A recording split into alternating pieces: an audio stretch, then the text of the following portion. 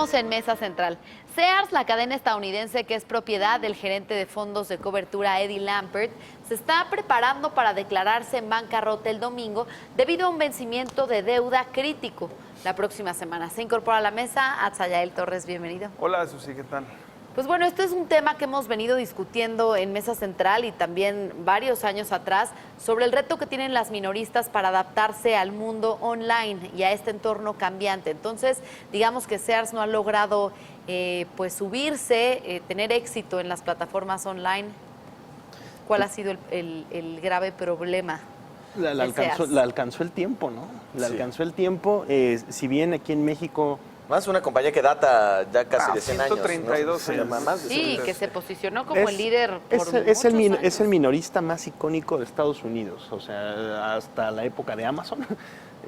Sin duda, Sears, Sears es el minorista más icónico, ¿verdad? en la historia de Estados Unidos.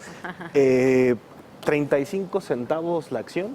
Esto es triste. Y el domingo posiblemente sería el anuncio, se realizaría el anuncio del capítulo 11, de que aplican para capítulo 11, el capítulo de bancarrota en Estados Unidos, protección por bancarrota, y a reestructurarse. Se ve difícil, se ve complicado el panorama para Sears porque no solamente tiene políticas y prácticas comerciales poco modernas, sino también carga, pues, evidentemente, con muchos pasivos, carga con deudas importantes, tiene un flujo operativo cada vez más bajo. Entonces, quien le vaya a entrar al quite va a tener encima un monstruo. Fíjate, aquí es interesante señalar. A mí lo que me impresiona del caso de Sears, o Sears, ¿no? Como podemos aplicarlo, es la reducción de la plantilla laboral. Es decir, se redujo en 2/3 partes a partir de 2013 y estamos hablando que eso fue hace 5 años. Tuvo muchísimo tiempo para poder diseñar, aplicar y cosechar de alguna buena estrategia que le hubiera permitido salir del hoyo. Eddie Lampert ya perdió mucho dinero porque aparte de su dinero, o sea, ha estado manteniendo también gran parte de la operación de la empresa.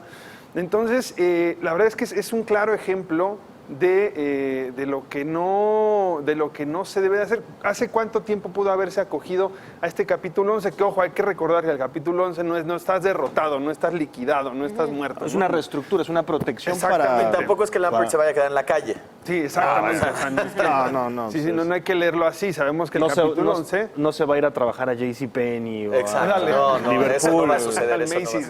A Macy's, no se va a ir a Macy's. Por supuesto. Cajero.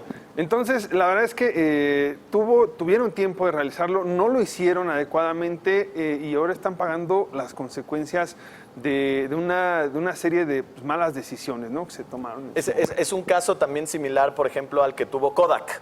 Si recuerdan, también una compañía ya con mucha historia y que no supo adaptarse a los cambios tecnológicos y que eventualmente pues los consumidores dejaron de consumir sus productos. Blockbuster también. Y en este caso no es el producto, sino es la vía de cómo se venden esos productos. Por supuesto, en países en donde...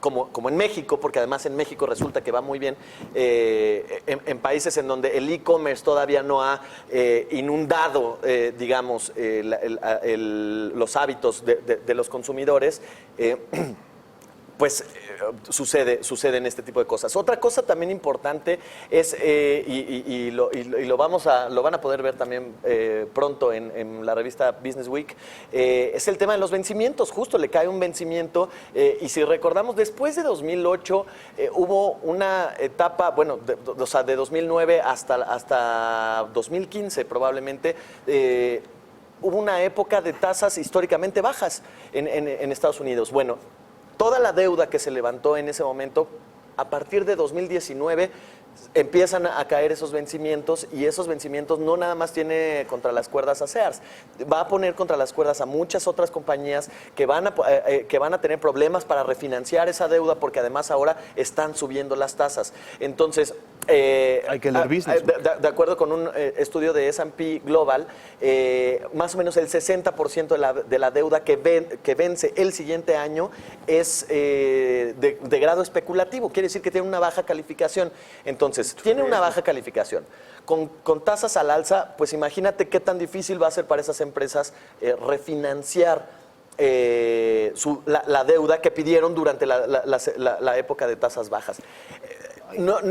Creo que el caso de Sears es algo que engloba mucho más que solamente el vencimiento que le cae, pero creo que es un factor importante y puede ser, digamos, también una advertencia para muchas otras compañías de decir, si financieramente no estás mal, no estás bien, debes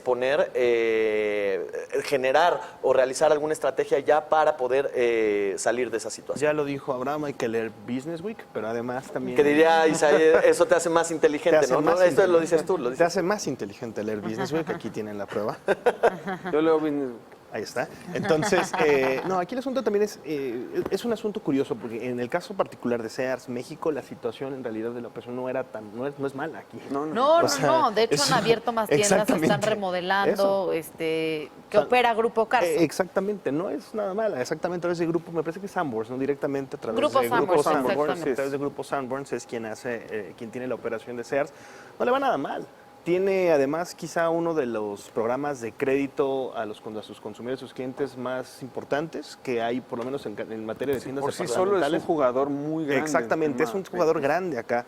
Y a mí me llama mucho la atención que siempre cuando haya una quiebra en Estados Unidos, y aquí vemos que están las cosas pues bien, y uno se pregunta, bueno, pues es que entonces qué tan retrasados, rezagados estamos como mercado de consumidores, viendo la curva ahorita. Exactamente, apenas nosotros estamos en la parte saliendo de la Gran Depresión apenas. No, a ver, llama la atención. A Sears lo está matando mucho, lo que decía, los vencimientos, también el resurgimiento del e-commerce, etcétera. Amazon, evidentemente. Y aquí pues, le va bien, ¿no? O sea, aquí seguimos yendo a la tienda, aquí estamos en otra dinámica y no sé, quizá... Otra dinámica porque pues, tampoco hay mucha competencia en el sector, ¿no? Es decir, en el tema de la bancarización es clave, sí, ¿no? Exacto. A ver, teníamos una nota ahí que veíamos que estábamos cuando discutíamos, ¿verdad? A ver si hacíamos, ¿qué íbamos a platicar aquí? Veíamos, por ejemplo, en el caso de Oxxo, que Oxxo sea uno de los principales jugadores ya en materia del e-commerce por poder recibir paquetería de Amazon, pues eso también, insisto, te dice que rezagados estamos en materia de que no te puede llegar ni siquiera, no lo pidas a tu domicilio, ¿verdad? Vaya, y que pagas ahí en efectivo. Claro. Entonces, sí el tema de la bancarización es importante, sí el tema del rezago en el e-commerce es importante, y pues bueno, yo creo que veremos qué pasa también con las unidades en México, que repito, el negocio aquí es bastante bueno. Bueno, y eso, y respecto a lo que mencionábamos anteriormente, eso le da una oportunidad, le está diciendo y le está mandando una advertencia desde Estados Unidos, Sears México, si no te adaptas a las nuevas formas de consumo, pues tu destino... te lo tienes ahí en la holding, y ¿no? Tienen tiempo. I am your father. Sí, claro. Por supuesto, sí. Sí, definitivamente. Bien, entonces, pues, ¿qué esperar para la compañía estadounidense ante este panorama que presentamos aquí? Pues al parecer ya el domingo es casi un hecho que van a presentar, se van a acoger al capítulo 11 y pues se están poniendo en manos de grandes expertos en tema de reestructuración. Veremos qué tantas condiciones, en este contexto precisamente porque pues decía Abraham, ¿no? Que describía bien Abraham en el contexto financiero, qué tantas ventajas, qué tanta posición va a poder tener para negociar. Va a ser muy interesante este proceso. Como conclusión lo tomo, conclusiones. Bueno, creo que lo más importante, o la lección más importante que deja es la adaptación de las compañías a la adaptación de sus propios productos y la adaptación también a las nuevas tecnologías, a las nuevas formas de consumo. Insisto, eso es algo muy, muy importante. El consumo, las formas en las que ahora están consumiendo al sector al que te estás dirigiendo, si son millennials, si son generación X, si son baby boomers, si son generación Y o X, Y o Z, la que sea. Pero bueno, esa adaptación que deben tener las compañías es clave, es fundamental para poder subsistir en un mundo que además avanza, ya lo hemos visto, ¿no? O sea que en pocos años puede quebrar una compañía.